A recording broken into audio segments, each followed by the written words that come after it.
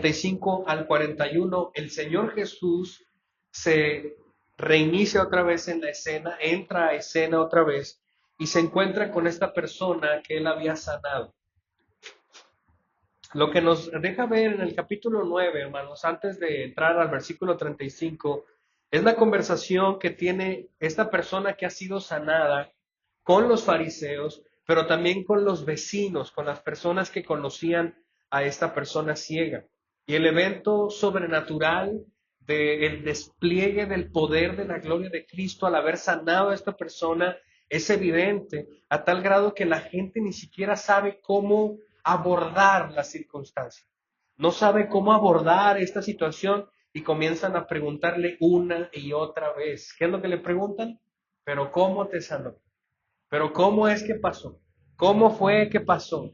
Dínoslo realmente qué fue lo que pasó. Y Juan no lo describe aquí, pero podemos ver que hay un cierto peso de incomodidad hasta cierto punto por el hombre ciego o el ex ciego, que hasta empieza a decir, oigan, pues ya les dije, y ustedes no entienden, ya les dije y ustedes no quieren entender. ¿Acaso ustedes también quieren hacerse discípulos, seguidores del Señor Jesús? Les dice a los fariseos, y los fariseos lo maldicen y lo echan. Y cuando lo echan, si ustedes recuerdan, lo mandan a traer a los papás del ciego porque quieren entrevistarlo y quieren decir, a ver, ¿este es su hijo? Sí. ¿Y nació ciego? Sí. ¿Y por qué ahora ve? Y los papás dicen, bueno, ya es grande, pregúntenle a él. Y la realidad que nos deja ver el contexto es que aquellas personas que profesaban creer en Jesús, seguir o simpatizar a Jesús, iban a ser desechados de las congregaciones judías. Entonces, había un temor sobre los judíos para aquellas personas que confesaban creer o simpatizar con el Señor Jesús. Y sabiamente los padres del ciego les dicen, bueno, si es nuestro hijo y si nació ciego, pero que cómo recobró la vista, pregúntenle a él. Porque ellos sabían que Jesús lo había sanado. Y aceptar que Jesús lo había sanado iba a traer consecuencias, iba a traer problemas para sus estándares, para su vida, para su estatus social dentro de los judíos. Ellos iban a ser marginados si decían que Jesús lo había sanado. Entonces, al final, cuando dice en el versículo 34, dice que lo echaron fuera. ¿A quién echaron fuera? Al ex ciego. Y lo echaron fuera de la congregación, lo marginaron, lo colocaron bajo esa realidad, de esa amenaza de no ser parte ya. El versículo 35 dice, Jesús oyó decir que lo habían echado fuera. Y cuando lo encontró le dijo, ¿crees tú en el Hijo del Hombre? ¿Crees tú en el Hijo del Hombre? Él le respondió, ¿y quién es, Señor, para que yo crea en él? En el versículo 35, como les decía, aparece el Señor Jesús en la escena otra vez, después de haber estado varios versículos ausentes en la narrativa, no que estuviera ausente de lo que estaba pasando. El Señor Jesús sabía lo que estaba sucediendo y lo que iba a pasar. Lo que había sucedido es que él había sanado en sábado otra vez, como lo que había pasado en el capítulo 5, cuando en el estanque de Betesda había un hombre que estaba de hace 40 y tantos años enfermo, el Señor lo sana y lo sana en sábado también. Entonces eso provoca que los judíos comenzaran, específicamente los fariseos, a perseguir al Señor Jesús. Y ahora una vez más vuelve a sanar en sábado. Y el Señor Jesús, hermanos, no está ignorante, no ha sanado a esta persona por cuestiones del destino, no lo ha hecho nada más por, voy a sanarlo a ver qué pasa. No, hermanos, todo está dentro del plan y el propósito de nuestro Señor Jesús. Y parte de lo que él está pasando, el ciego o el ex ciego, es parte del propósito de Jesús. Jesús oye en el versículo 35, anoten ahí, Jesús oye decir que lo habían echado fuera y cuando lo encontró una vez más, el Señor Jesús va y lo encuentra otra vez al ciego o al ex ciego. Le dijo, ¿crees tú en el Hijo del Hombre. Hermanos, el tema recurrente del contexto de toda la carta, de todo el Evangelio, perdón, de Juan, es una, y es dar evidencias tangibles de que Jesús es el verdadero Mesías. Ese es el propósito de Juan. Entonces, Juan el apóstol está trayendo testimonios veraces para comprobar que Jesús es el Mesías. Se menciona más de 100 veces en este evangelio la palabra creer. Y si vemos lo que el Señor Jesús le dice, le pregunta al ex ciego, a esta persona, le vuelve y le dice, ¿crees tú en el Hijo del Hombre? Esta pregunta y esta declaración en el Hijo del Hombre tiene un peso bastante mesiánico. En el Antiguo Testamento hay muchas frases, específicamente en el libro de Ezequiel, el libro profeta de Ezequiel, donde Dios le habla a Ezequiel a través de esta misma frase, tú hijo de hombre, tú hombrecito, ¿no? Pero esta misma frase de el hijo del hombre también trae un peso mesiánico en el sentido de que la declaración hijo del hombre quiere decir el hijo de Dios, el Mesías, el que desciende de Dios, de Yahweh. Y lo que le pregunta el Señor a esta persona es si él ha depositado su confianza en él, en el Mesías. El ex ciego, hermanos, al escuchar esta pregunta, él está consciente de la espera de cada judío. Cada judío, hermanos, está esperando la venida del Mesías en este contexto. Están esperando que el Cristo aparezca. Y ellos sabían que cuando el Cristo apareciera, vendría y haría muchos milagros. Entonces, cada judío sabía y entendía que cualquiera que obrara milagrosamente venía de Dios. Aquella persona que entregara un testimonio, una predicación y una enseñanza de acuerdo a las escrituras y de acuerdo a los profetas era de Dios. Por eso es que Nicodemo en el capítulo 3 va y le dice de noche, ¿recuerdan lo que le dice?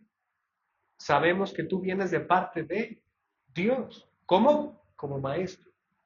Él no lo miraba como el Mesías, él lo miraba como el maestro. Pero esta persona, el Señor se topa con él y le dice, ¿crees tú en el Hijo del Hombre? ¿Crees tú en el Mesías? Versículo 36, él le respondió con otra pregunta y le preguntó, ¿y quién es, Señor? ¿Quién es el Hijo del Hombre? Para que yo crea en él. Esta pregunta como respuesta, es auténtica, porque el ex ciego, esta persona que había sido sanada, realmente está buscando saber. Y si recordamos esta pregunta, hermanos, en todo lo que hemos visto, él pregunta, bueno, yo creo, pero ¿quién es? ¿Quién es el Hijo del Hombre? ¿Quién es el Mesías? ¿Quién es? ¿Dónde está? Para que yo crea en él. Esta pregunta, para que yo crea en él, hermanos, no solamente la fe salvífica, como lo hemos enseñado los miércoles, no es una fe intelectual, no es un conocimiento intelectual. Sí, en parte la fe salvífica es parte tener conocimiento, pero no se queda ahí totalmente. También se necesita un convencimiento, una reflexión intelectual de que si ese conocimiento es verdad. Y por última instancia, ya comprobamos que ese conocimiento es verdad, ahora depositamos nuestra convicción, nuestra confianza en ese conocimiento. Y esta persona está diciendo eso. ¿Dónde voy a poner? ¿Quién es esa persona para poner mi convicción en ella? Otra de las cosas interesantes que nos deja ver esta pregunta, amados, es que esta persona que ha sido sanada no sabía ni quién lo había sanado. No sabía ni siquiera quién era Jesús. No sabía quién era ese Mesías, es el Hijo del Hombre. No sabe quién es. Recuerden que cuando él fue sanado, el Señor escupe a la tierra, hace el lodo y se lo embarra en los ojos. Y él solamente está escuchando lo que Jesús le dice, él no lo está viendo. Y le dice, ve y lávate al estanque. Y él va y el Señor Jesús desaparece de la escena. Y es donde la predicación del domingo pasado se encontró, las conversaciones, ¿qué pasó contigo? ¿Quién te ganó? ¿Cómo fue? Dinos bien. Él no supo ni qué, él solamente obedeció a lo que Jesús le había dicho sin conocer físicamente al menos al Señor Jesús. Y él le responde, ¿quién es? ¿Dónde está? Para que yo crea en él. Versículo 37, esto es maravilloso. Jesús le dijo, pues tú lo has visto. Y lo que responde el Señor, hermanos, es contundente. No se está refiriendo esta respuesta a que él no lo conocía o él lo había visto anteriormente, no. Se está refiriendo a esa conversación que está teniendo con él cara a cara. Y le está diciendo, tú lo estás viendo. Él le pregunta, ¿quién es, Señor? ¿Quién es el Hijo del Hombre? ¿Quién es el Mesías? ¿Quién es el Cristo? Y el Señor le responde, bueno, estás hablando con él. Tú lo has visto. Y el que está hablando contigo, ese es. Recuerdan, hermanos, que el Señor Jesús ya había contestado algo similar en este evangelio con una mujer que no era parte del pueblo judío, que era una samaritana en el capítulo 4 de Juan. ¿Recuerdan? Cuando la mujer le dice que estábamos esperando a quién, al Mesías. Y el Señor le dice, bueno, pues yo soy el Mesías. Yo soy el Cristo. Estás hablando con él, estás delante de él. ¿Y qué hace la mujer? Deja su cántaro y sale corriendo al pueblo a decirles que había encontrado al Mesías. Bueno, hermanos, ahora esta persona está delante de el Dios hecho carne, del Hijo de Dios, del Mesías verdadero. Y él está diciendo, bueno, lo estás viendo y estás hablando con él.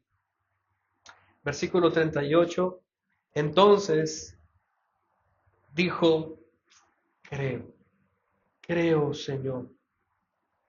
Hermanos, a lo largo de estos 9 capítulos que hemos estado navegando en este hermoso evangelio, hemos visto que el apóstol Juan nos ha puesto ejemplos, testimonios de la fe de las personas. Y vemos que el Señor Jesús sabía el corazón de las personas. Y por un lado, él sabía que había fe en las personas, fe que tenían en él, pero como dice Juan, pero él no se fiaba de todos, porque él conocía el corazón de las personas.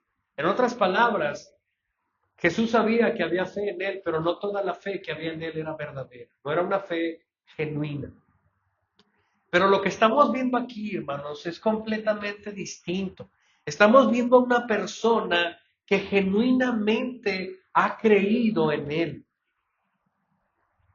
que genuinamente tiene una fe verdadera. No es como los demás, no es como aquellas personas que le dijeron al Señor, bueno, ¿a qué horas llegaste aquí, Señor? Te estábamos buscando, ¿recuerdan? Y el Señor Jesús les dice, bueno, ustedes me buscan porque quieren que les dé de comer como ayer. Y se empezaron a ofender, y se empezaron a ir, y a decir, qué pesado eres, Jesús. Esa persona que decía creer en él, su fe fue probada cuando el Señor Jesús los confrontó. Le dijo, usted me busca nada más porque quieren comer. No. Y sacaron realmente la fe, y era una fe de juguete, que se rompió tan fácil, y se fueron. Y el Señor Jesús voltea con los discípulos, ¿y qué les dice? Ustedes también se quieren ir. Y su fe es probada allí también. Y contesta Pedro que de 10 veces que hablaba, una vez decía algo bueno, hasta este momento. Ya después vemos a un Pedro más prudente, más sabio en sus cartas. Pero él contesta algo maravilloso. ¿A dónde más vamos a ir, Señor? Solamente tú tienes palabras de vida eterna. Nosotros hemos sabido y hemos creído que tú eres el Santo de Dios.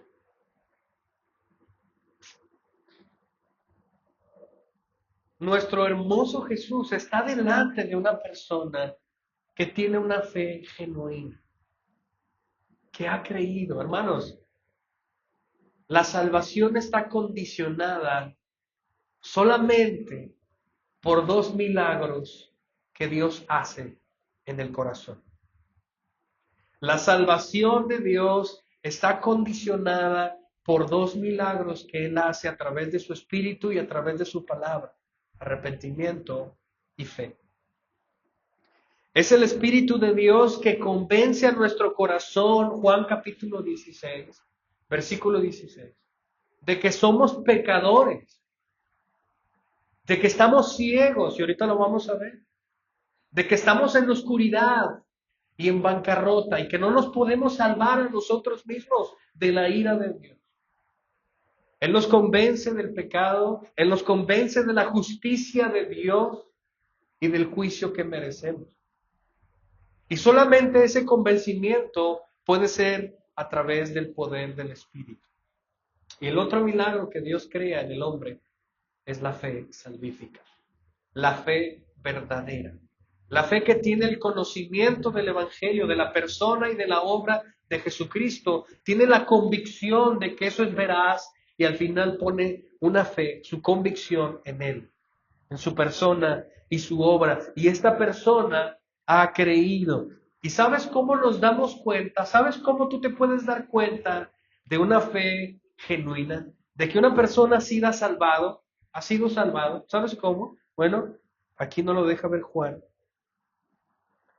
Versículo 38 dice, Él entonces dijo, creo. No solamente es decir, yo creo.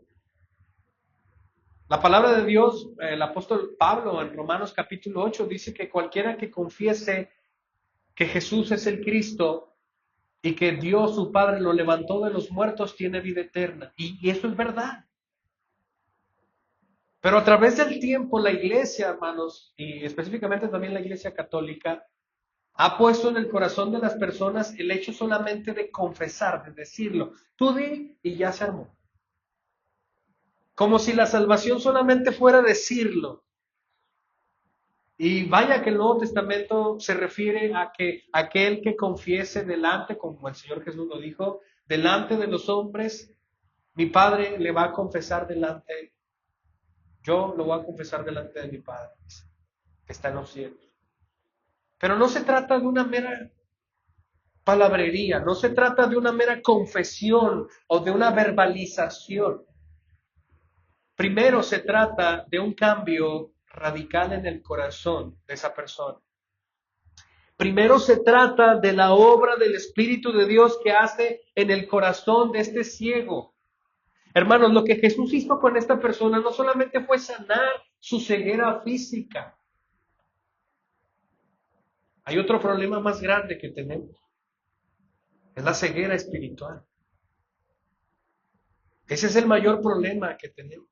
No nuestras enfermedades, no nuestras dolencias de la espalda, Señor. No son nuestras deficiencias corporales lo que es nuestro mayor problema. No, no. Nuestro mayor problema es que nuestro corazón es ciego.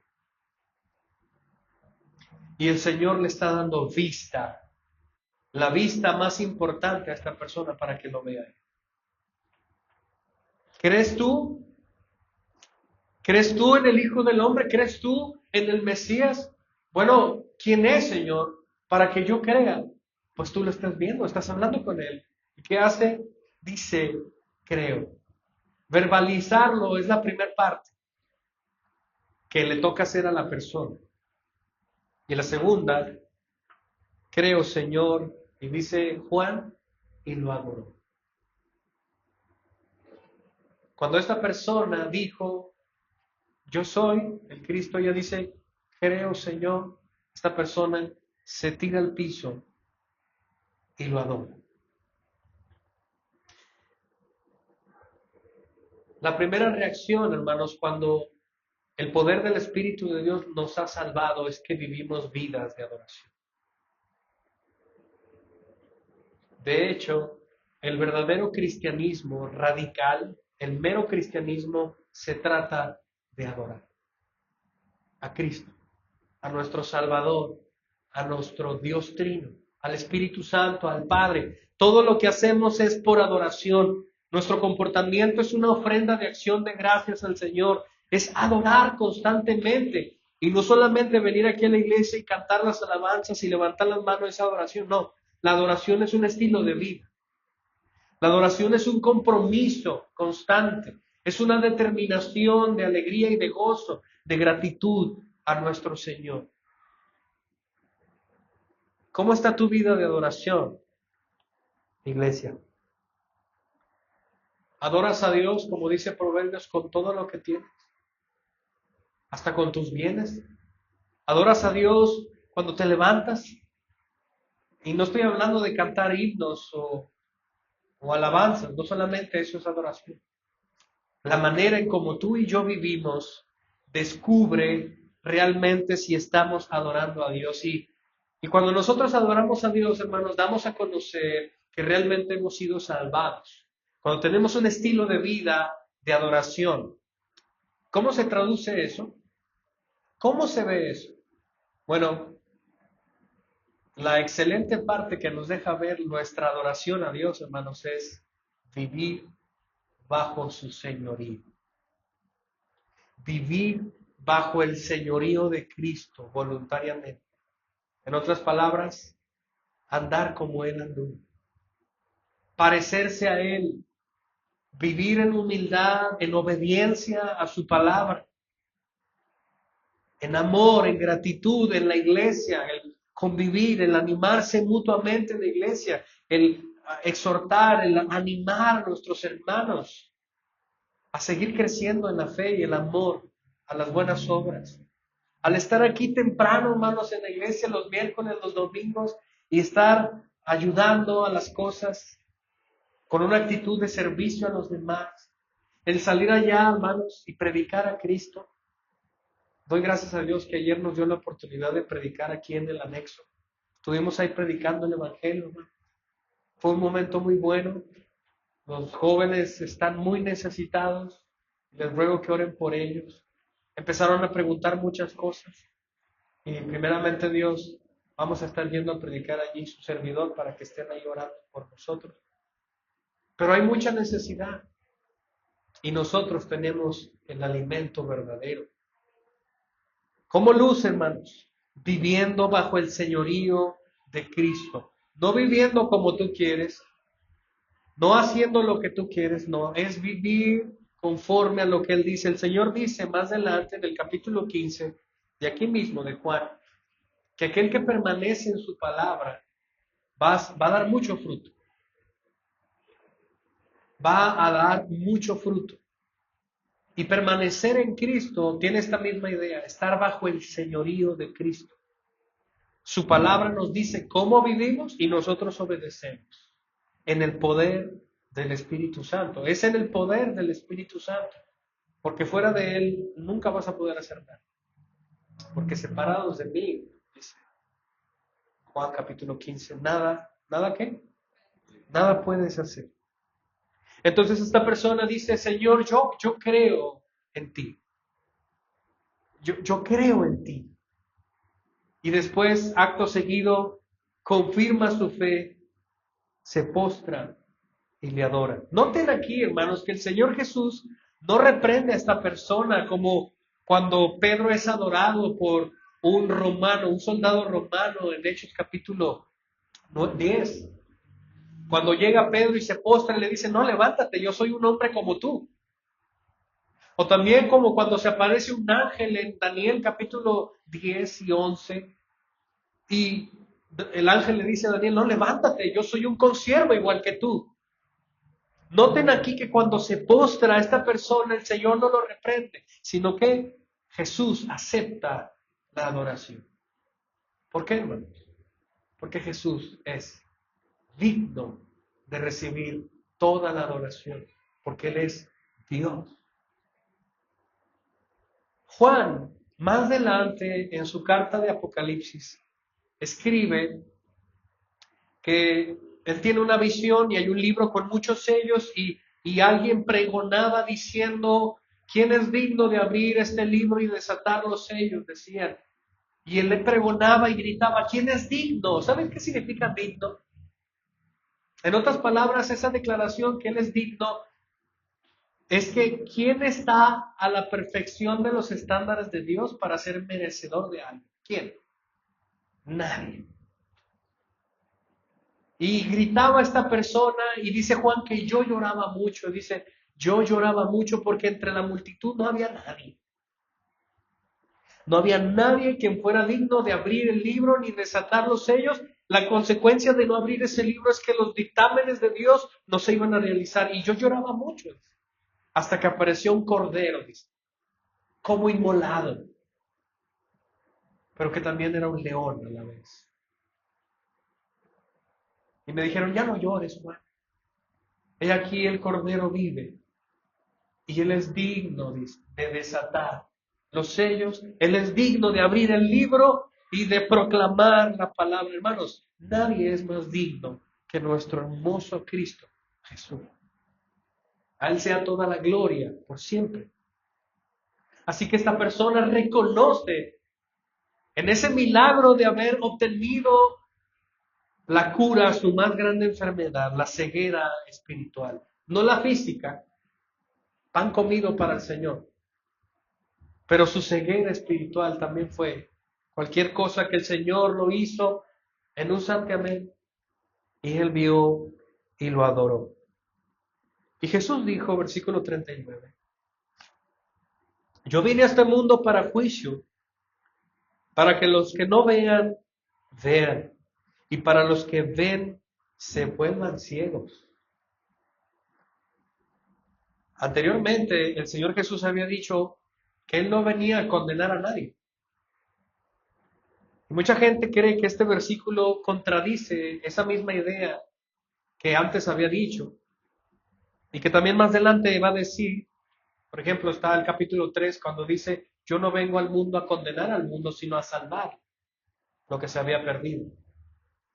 Necesariamente, hermanos, el Señor Jesús no vino, la primera vez no vino a condenar a nadie, vino a salvar. Pero ¿sabes qué? Aquella persona que rechaza a Jesús es condenada. Lo que el Señor Jesús está diciendo aquí, en versículo 39, yo vine a este mundo para juicio, es que la intención primordial es que Él vino a salvar, pero cualquiera persona que permanece en su ceguera espiritual y no cree y no se aferra a Jesús como su Salvador, va a obtener un resultado negativo, hermano, es claro. Si tú no vienes a Él en arrepentimiento y fe, no hay otro camino para ti. O lo tienes a Él o no lo tienes. O tienes el perdón y vida eterna o tienes el juicio de la ira de Dios para siempre. No hay uno, perdón, no hay dos a la vez, solamente es uno. Pido disculpas que ando un poquito enfermo. Así que no puedes elegir dos caminos a la vez. O lo tienes a Él y tienes la vida, o no lo tienes a Él y tienes la condenación. Yo vine a este mundo para juicio. En otras palabras, si tú no crees, tienes juicio. Para que los que ven, y noten esta declaración, los que ven, ¿quién dice, qué grupo de personas decían ver? ¿Qué grupo de personas se autoproclamaban como los verdaderos maestros de Moisés, hijos de Abraham, que tenían el conocimiento verdadero de Yahweh, que ellos eran muy superiores a cualquier otra persona, que decían, Señor, yo te doy gracias porque no soy como este publicano sucio. Te doy gracias porque me has hecho un hombre. Los fariseos, hermanos, eran así, que se creían superiores a cualquier otra persona, porque creían que ellos eran perfectos delante de Dios. Y el Señor Jesús dice, para que los que no ven, vean. La condición natural de cualquier ser humano en este mundo es ceguera. Nadie ve en este mundo hasta que el Espíritu de Dios abre nuestra vista para ver la gloria de Cristo. Y dice, y para que los que ven o los que dicen ver se vuelvan ciegos. Y aquí es donde el Señor Jesús, en ese momento, está hablando para los fariseos. Porque en el versículo 40 nos dice que algunos de los fariseos que estaban con él oyeron esto y le dijeron, ¿acaso nosotros también somos ciegos? Cuando el Señor Jesús se encuentra con esta persona ex ciega, todavía estaban fariseos allí.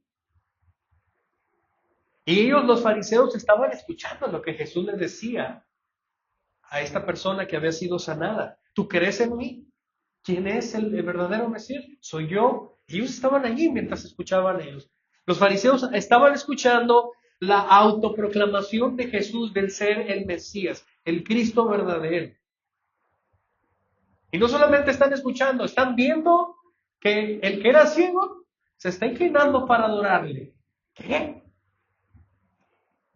Y ellos están escuchando que los ciegos ven y los que dicen ver son ciegos. Ahora sí, como dice el dicho, si te cae el saco, ¿qué dice? Ponte. Y en el versículo 40 los fariseos dicen, le preguntan al Señor Jesús, ¿acaso nosotros también somos ciegos? ¿Te estás refiriendo a nosotros, Jesús? ¿Acaso te estás refiriendo a que nosotros somos ciegos? Versículo 41 y final. Jesús les dijo, si ustedes fueran ciegos, no tendrían pecado. Pero, noten ese pero ahora porque dicen, vemos su pecado permanece. ¿Qué quiere decir esto, hermanos? Y lo voy a explicar con esta frase. No se puede salvar a nadie que no tenga la necesidad de ser salvado.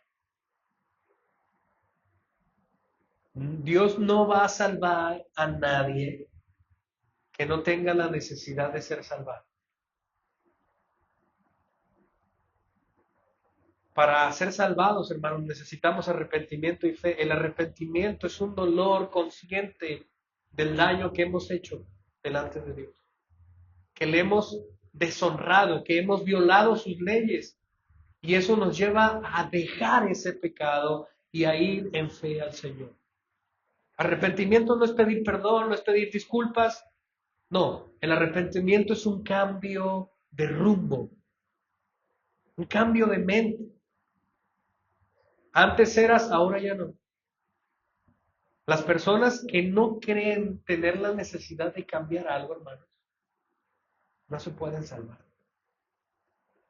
Porque están aferradas a su vida, están aferradas a su pecado. ¿Yo por qué me voy a soltar para ir a ese Jesús desnudo clavado en una cruz? Mi vida está mejor que eso.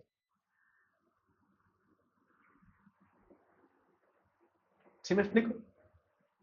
Lo que el Señor les dice a los fariseos, si ustedes fueran ciegos, no tendrían pecado. Lo que está diciendo en esta primera parte es que si ustedes fueran como este hombre que era ciego y yo le di vista y ahora vio y ahora reconoció que yo soy el Cristo y se postró y me adoró, si ustedes fueran como él no tendrían pecado. No está diciendo, no está diciendo que el ser ciegos no nos coloca en una posición sin pecado, no, todos somos pecadores, todos somos pecadores. Pero el punto aquí que el Señor está hablando es sobre la conciencia de saber que Jesús es el Cristo y decir, me vale. ¿Me explico? Los fariseos acababan de escuchar que Él es el Cristo y tienen el testimonio de esta persona y está adorándole ahora. Y los fariseos, en vez de tener esa misma actitud de decir, oye, pues yo conocí a esta persona y era ciego y ahora ya ve y ahora está inclinado adorando a Jesús, pues deberíamos hacer lo mismo, ¿no? Es verdad lo que él ha hecho, es verdad quien dice ser, pero en vez de eso, ellos se levantan el cuello y dicen, qué pena me dan ustedes, oigan. ¿Cómo es que te inclinas ante este Jesús que está peor que tú? ¿Acaso tú, Jesús, crees que nosotros estamos ciegos? Si nosotros somos aquí la coca del desierto. Somos los meros buenos que enseñamos de Moisés y de Abraham y de Elías y de todo. Somos superiores a ti. El orgullo está hablando. La incredulidad aparece en escena. Si ustedes fueran ciegos, no tendrían pecado. ¿Saben por qué dice eso? Porque lo que le pasó al ciego, hermano, lo más grande que le pasó al ciego no fue ver con sus ojos físicos, sino ver con el corazón. Eso es lo mejor que le pasó. Y lo que el Señor le está diciendo a los fariseos, si ustedes hubieran sido como ellos, ustedes no tendrían juicio delante de su cabeza. Pero como dicen, vemos, y si ustedes se fijan, ellos no están diciendo nosotros vemos, pero detrás de esa pregunta que ellos hicieron en el versículo 40, ¿acaso nosotros también somos ciegos? Está detrás de esa pregunta la esencia de decir, nosotros no estamos ciegos. Los ciegos eres tú, Jesús. ¿Recuerdan cómo lo insultaron a él anteriormente? Le dijeron a Jesús que era un loco endemoniado y un ¿qué? Y un samaritano. ¿Qué quería decir eso? Que él estaba endemoniado, que él estaba fuera de sí y lo que él enseñaba era una vil mentira, así como los samaritanos enseñan. Así que las enseñanzas de Jesús para los fariseos eran una burla. Y preguntan, ¿acaso nosotros somos ciegos? Declarando ellos mismos en esta pregunta, nosotros no somos ciegos, nosotros somos los verdaderos maestros. Pero como dicen, vemos, su pecado permanece. Hermanos, nuestro Señor no puede salvar a nadie que permanece en incredulidad y en orgullo. ¿No? No es posible. Tú necesitas venir a Él en arrepentimiento y en humildad, dejando tu orgullo atrás, reconociendo tu pecaminosidad, tu pobreza espiritual. Me encanta el capítulo 9 del Evangelio de Marcos, porque ahí aparecen varias escenas en ese capítulo y una de esas es un padre que va y busca al Señor Jesús y le pide ayuda. Su hijo está endemoniado y va y le ruega al Señor Jesús que por favor lo libere, que lo sane, porque desde que él era niño tiene esos problemas. Y dice el papá que muchas veces el espíritu inmundo lo tomaba y lo echaba al fuego para quemarse o para echarlo al agua para que se ahogara. Y le dice, si tú puedes hacer algo, por favor, sana a mi hijo. Y el Señor Jesús le dice, ¿tú puedes creer que yo soy el Cristo? ¿Tú puedes creer que yo tengo poder para sanarlo? Y el Padre genuinamente le dice, creo, pero ayuda a mi fe. Ayuda a mi fe. Quiero creer, pero necesito que tú me ayudes a creer.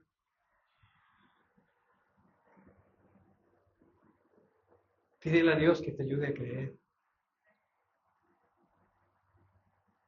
Si tú no tienes necesidad de ser salvado, es porque tu orgullo es más grande. Si tú no tienes dolor por tu pecado en contra de Dios, es porque tu orgullo es más grande. Si tú no tienes necesidad de cambiar ni de santificarte, es porque tu orgullo es más grande. Y lo peor de todo es que vas de camino al infierno, vas de camino a padecer la ira santa y justa de Dios. Es por eso que el Señor le dice a los fariseos, por cuanto ustedes no entienden, por cuanto ustedes no reconocen su orgullo, su incredulidad, entonces la ira de Dios permanece sobre ustedes. Por cuanto dicen, su pecado permanece. Nadie puede ver sin que el Espíritu Santo nos dé la vista. Y los fariseos decían, no, nosotros vemos sin necesidad de nada. Y el Señor les dice, no, ustedes son ciegos. Y peor aún, no reconocen su ceguera. No hay nada más terrible que no saber que no sabes. ¿Habéis escuchado esa frase? Hay gente que no sabe que va de camino al infierno. Y nuestra obra como iglesia es salir allá y decirle al mundo lo que realmente va a pasar. Que Cristo va a regresar y va a poner en orden a todo el mundo. Y solamente los que estén en Cristo, en fe, por medio de la única fe salvífica, serán librados de la ira de Dios. Así que ven en arrepentimiento y fe. No seas como estos fariseos orgullosos e incrédulos. Ven a Él, como este ciego. Cuando el Señor les pregunta, ¿crees tú en el Mesías que ya está aquí? Sí, creo. Se postró y le adoró. ¿Cómo está tu vida de adoración? Cada día que te levantas, ¿te propones a adorar mejor a tu Señor que te salvó? ¿Te propones decir, bueno, este día voy a memorizarme un pasaje de la Biblia y lo voy a orar todo el día, o la mayor parte del día? Bueno, este día que yo batallo con la flojera, voy a ser más productivo para la gloria de Dios. Bueno, yo que batallo con la ira, voy a limar mi ira y mi resentimiento para la gloria de Dios. Y cada vez que me encuentro en un momento de desesperación, de explotar, voy a orar al Señor. Este día tengo que predicarle a alguien de Cristo. ¿Tú te levantas así en la mañana? No, ¿verdad? Es muy raro. Casi siempre nos levantamos, ay, ¿ahora qué voy a hacer? Hay que ir a trabajar, hay que vestir a los niños, hay que hacer la comida, hay que... Y hermanos, parte de eso es dar la gloria a Dios, sí. La mujer tiene un trabajo impresionante en casa, las que son amas de casa, de educar a sus hijos, y eso es una enorme bendición y es un ministerio que Dios les ha dado. Háganlo perfecto, háganlo bueno, excelente, para la gloria de Dios. Aún en las muchas ocupaciones uno puede vivir en adoración a Dios. Todo se trata de la actitud del corazón. Dice la palabra de Dios que cualquier cosa que hagamos, ya sea de obra, de hecho, de comer, de beber, todo lo hagamos para la gloria de Dios. Las mamás en la mañana a la escuela, otra vez el niño, bueno, voy a llevar a mi hijo para la gloria de Dios. Me voy a levantar con gozo, voy a poner unas alabanzas y voy a llevar a mi hijo a la escuela. Voy a orar con él, le voy a recitar un pasaje y lo voy a llevar a la escuela. Le voy a preparar su lonche con alegría, que sepa que Cristo gobierna mi corazón. Y voy a despachar a mi esposo igual al trabajo. Y el hombre igual, yo voy a ir a trabajar para que el mundo se entere que Cristo es mi rey. Para que me pregunten y me digan, ¿qué tienes hoy? ¿Te ves diferente? Bueno, Cristo reina en mi corazón. Tú necesitas a Cristo. ¿Cómo está tu vida de adoración? Esta semana, nosotros, el equipo misional, y esto lo voy a abrir para toda la iglesia más adelante, tenemos los jueves una reunión por videollamada, donde estamos avanzando en los pilares de la iglesia. Estamos viendo los valores no negociables de la iglesia y esta semana, el jueves pasado, vimos uno. ¿Recuerdan cuál era, hermanos? La gratitud. ¿Sí, hermanos de Iglesia Bíblica? Bueno, nomás estaba Marta y Cristo. Y Abby también. La gratitud. Y estábamos viendo, hermanos, lo que enseña el Nuevo Testamento acerca de un corazón agradecido. ¿Sabes? Cuando nosotros entendemos la gracia y la soberanía de Dios, nosotros estallamos en gratitud. La gratitud y la adoración son muy buenas amigas. Cuando vivimos vidas agradecidas, ¿cuál es la frase, hermanos? Cuando te enteras de que tú vives mejor de lo que mereces. Porque tú y yo merecemos el infierno, pero Dios nos ha dado gracia ahorita. Y estamos mejor de lo que merecemos. Cuando tú entiendes eso, vives en gratitud. Todos los días son hermosos, hermanos, porque la gracia de Dios inunda nuestras vidas. Adoremos al Señor. Adoremos al Señor en nuestra manera de vivir. Y no seamos como estos ciegos que creen ver, que tienen un orgullo que nubla su vista y una incredulidad que oscurece su corazón. No seamos como ellos. Vengamos al Señor en arrepentimiento y fe. Cada domingo lo digo, hermano. Ya llevamos 10 meses así. Y yo creo que hasta que me vaya de este mundo seguiré diciendo, ven a Él en arrepentimiento y fe. Yo es que yo no sé cómo. Pídele a Dios.